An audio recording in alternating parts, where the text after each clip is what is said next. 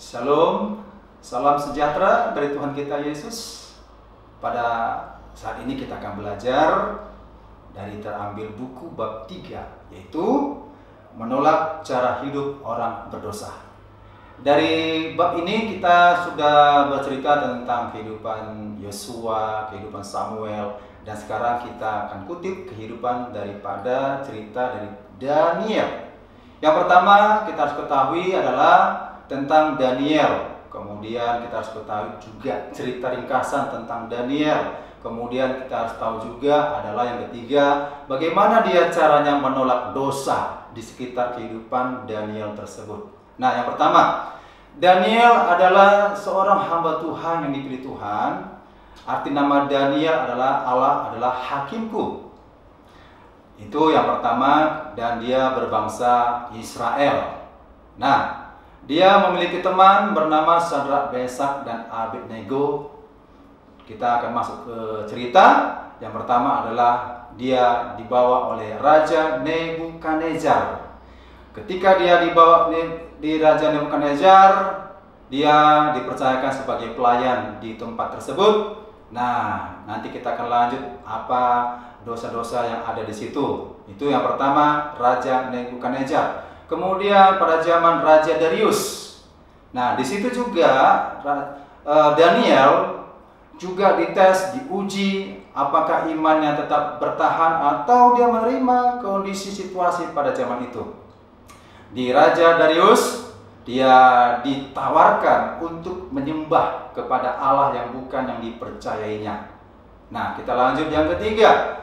Bagaimana cara Daniel menolak dosa-dosa tersebut? Yang pertama, pada zaman Raja Nebukadnezar, dalam masa pemerintahannya ada satu tawaran kepada Daniel dan bersama-sama dengan teman-temannya. Yang pertama adalah ditawarkan tentang makanan minuman raja. Dan Daniel bersama dengan teman-temannya mengetahui itu makanannya itu sebenarnya bukan makanan sembarang makanan, tetapi makanan yang sudah dipersembahkan kepada dewa.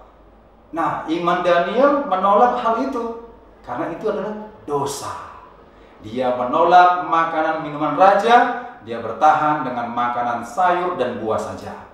Itu pada zaman Raja Nebukadnezar. Kemudian pada zaman Raja Darius, nah pada zaman itu ada seorang pejabat pemerintahan yang tidak suka kepada Daniel, maka dibuatlah suatu keputusan bahwasannya siapa yang menyembah yang bukan menyembah kepada Allah yang disepakati pada zaman Darius, dia akan dicampakkan ke dalam gua singa.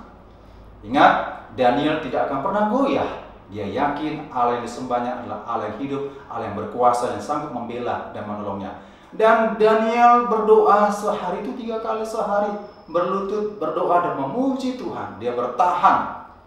Pada suatu hari ketahuan dia sedang berdoa. Nah, ketika dia ketahuan, dia tetap berdoa, dia bertahan, dan akhirnya dia ditawan dan dibawalah ke tempat yang sudah dibuat untuk namanya, kalau sekarang namanya divonis hukuman mati, dibawalah ke gua singa, dilemparkan. Ternyata, tahukah kita semuanya bahwasan Tuhan itu Immanuel menyertainya, dan akhirnya Daniel tidak dimakan oleh singa-singa yang lapar tersebut. Karena apa? Karena Tuhan menyertainya. Yang inilah yang perlu kita pahami, bahwasanya Daniel tetap bertahan, tidak menyembah kepada Allah lain. Itulah dosa yang ditolaknya pada zaman Raja Darius. Ya, jadi yang perlu kita pahami yang pertama adalah pada zaman Nebukadnezar, pada zaman Darius, dosa-dosa apa yang ditolak oleh Daniel. Demikian pelajaran kita. Selebihnya akan dijawab di worksheet yang sudah disediakan. Tuhan Yesus memberkati kita semuanya. Shalom.